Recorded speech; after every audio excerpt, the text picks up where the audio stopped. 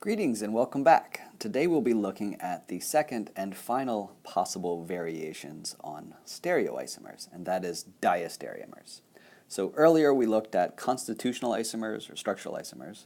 We looked at enantiomers, which are one form of stereoisomers, and this is the second and final form of stereoisomers, and this is not diastereomers, it's diastereomers.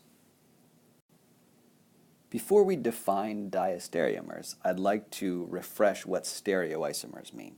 So stereoisomers, as a larger category, are molecules in which you have things at the same location. So bonds that are at the same location in two-dimensional space, so they're attached to the exact same carbons along your chain. So for instance, this guy would be 3-chloro-2-butanol. But because there are chiral carbons in this molecule, it can differ in its location in three-dimensional space.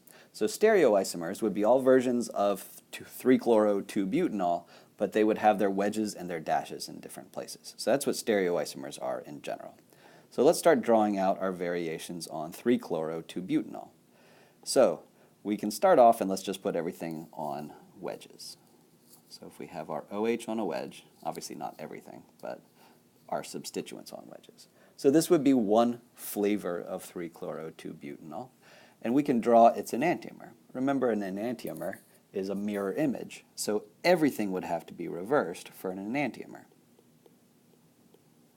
So the relationship between these two is that these guys would be enantiomers.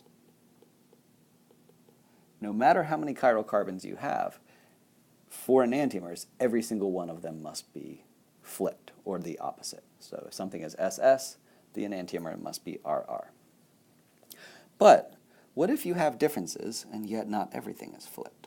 So for instance, if you have the OH on a wedge and the Cl on a dash, clearly the molecule that is up here and the molecule that is down here, these guys are definitely stereoisomers because they're still different forms of 3-chloro-2-butanol. They have things attached at the same places, but they're not enantiomers because while this carbon is the same, the carbon with the chlorine has been switched. Therefore, they are structural isomers, but they are not enantiomers. And the word that we have for this is diastereomers.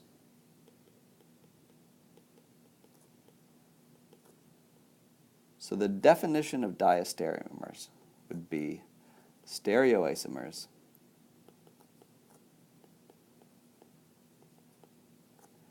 in which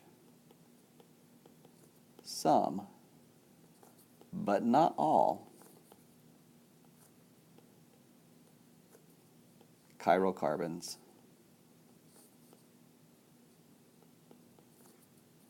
differ in terms of R and S. So, diastereomers is kind of like the catch-all for all other possible stereoisomers. You may note that if you only have one chiral carbon, you either have to be the same or you have to be opposite. So diastereomers will only happen if you have two or more chiral carbons. And that's why these are often done with Fischer projections, because Fischer projections are usually done when you have multiple chiral carbons. All right, there is a third, or kind of a fourth and final version of this molecule, which would be to have the OH in the back and the Cl coming out towards you. And so the relationship here would be that these two are diastereomers. So the top left one and the far bottom one are also diastereomers. Because in this case, these two chlorines are the same, but the OH has switched. So one thing switched, but the other thing stayed the same. We can look at the relationship between these two molecules and notice with the top right and the bottom one, the OH is in the same location, but the chlorine has switched. So one thing switched, but not both. So again, the relationship between these two molecules is that they are diastereomers. All right, and our final possible relationship is between this guy and this guy. All right, so what is different between those two? If you look carefully, you'll see that the OH has switched and the chlorine has also switched. So the relationship between those two molecules is that they are enantiomers. So those are your two different possible flavors of stereoisomers. If everything's switched, they're enantiomers. If some things are switched, they are diastereomers. And if nothing is switched, then it's just the same molecule. These are normally done with Fisher projections, and so I'll give you some examples of these with Fisher projections, specifically some good old-fashioned biological examples. So this molecule right here is hopefully becoming more familiar to you.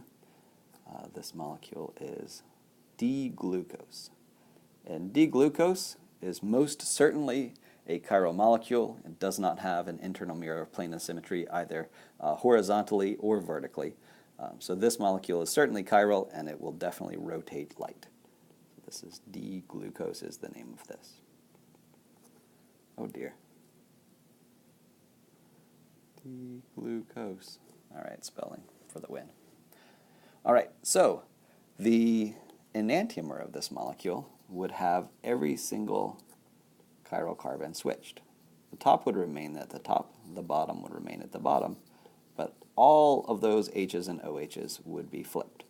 And with a Fisher projection, it's relatively simple to do. You just take everything on the left and put it on the right. You take everything on the right and put it on the left. All right, and these two molecules right here that I've drawn are exactly flipped, and so we would say that these are enantiomers of each other because they're stereoisomers in which everything has been flipped. All right. And the name of this is actually just L-glucose. So D-glucose is dextrorotary, that is to say it rotates light to the right. L-glucose would rotate light to the left in exactly the same amount. All right, so if we want to explore some of the possible diastereomers, starting with D-glucose, would just be to flip any one of those, but not all of them, or you could flip two of those, but not all of them, or you could flip three of those and not all of them. If you flip all four, you have an enantiomer. If you flip none of them, it's just still D-glucose. So some real-life examples of this include D-mannose. D-mannose, mannose is what it's usually called, is the same on the top and the bottom, and it turns out that going up the right, we have one carbon that has its chirality switched, and that's the very top one. All of the other ones stay the same. So the relationship between these two molecules right here, D-glucose and D-mannose, would be that they are diastereomers because we have flipped one carbon, but we left all the rest of them the same. All right, so this is D-mannose. All right, and diastereomers. Okay, so let's just do one more example. I'm going to draw one more sugar. Actually, I'm going to do two more. I know, I'm greedy for sugar. It takes control of your brain if you're not careful. All right, OH, H, H, OH.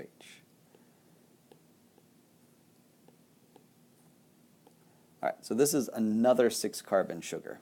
If you look at this guy compared to D-glucose, D-glucose goes from the top down. The OHs are on the right, left, right, right. Here they're on right, left, left, right. So they're not all the way switched, but some of them are switched. And so the relationship between D-glucose and this guy would also be diastereomers. All right, and finally, what's the relationship between these two molecules? Well, the OHs on D-mannose are left, left, right, right. Here they are right, left, left, right. So they're not all completely switched, but some of them are. So the relationship between these two molecules would also be diastereomers. And this one you've probably heard of before as well. This is D-Galactose. All right, I'm going to toss one more of these out here. This is kind of the other most common sugar for you to hear of, at least in terms of a monosaccharide.